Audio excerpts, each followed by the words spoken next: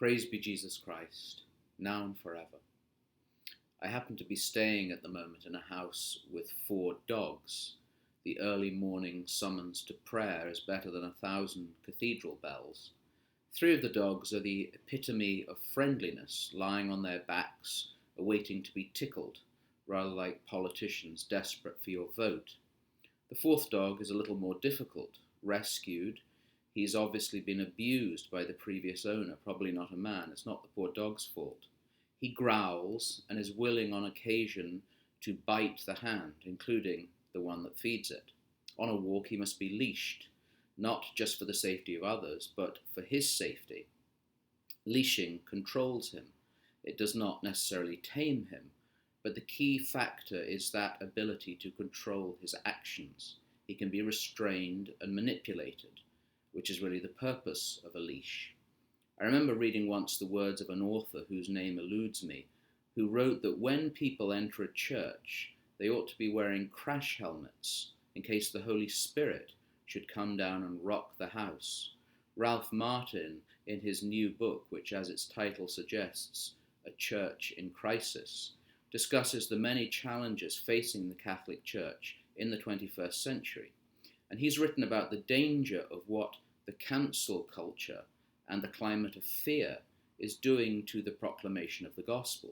He says at one point in the book that the gospel cannot be leashed.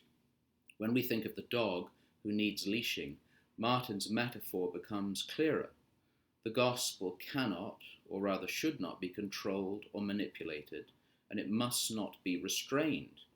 The gospel, unlike the dog, is not a danger to those that hear it, unless the reformation of their lives will disturb them greatly, but that's what might be necessary.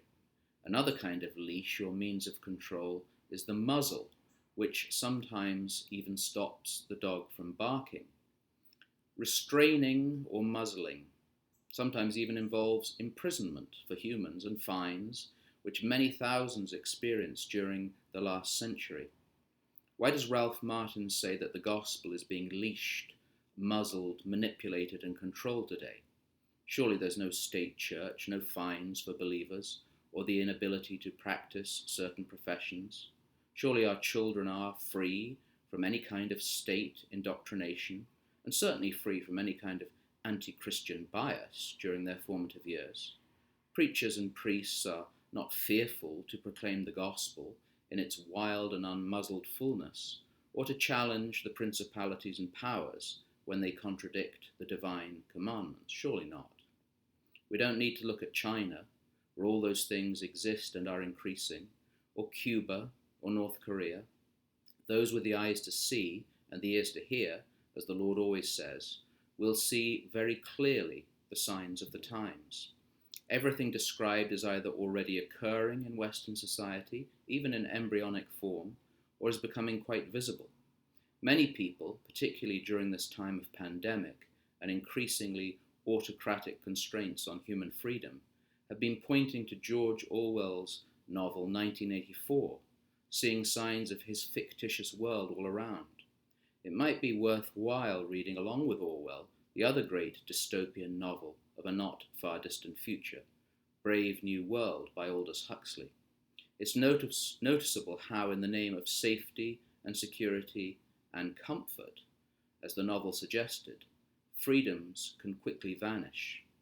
St. Boniface, the great Anglo-Saxon missionary from Crediton in England, martyred in Frisia in 754, once wrote to bishops and priests, essentially all those charged with the proclamation of the gospel, "Let us neither be dogs that do not bark, nor silent onlookers." When attempts are made to muzzle, leash, and manipulate the good news, whether by governments, the media, or societal pressure, silent onlooking is not an option for the baptized believer. The bark of a dog, especially a guard dog, is a welcome sound and a necessary warning, and sometimes the bark should come with a bite.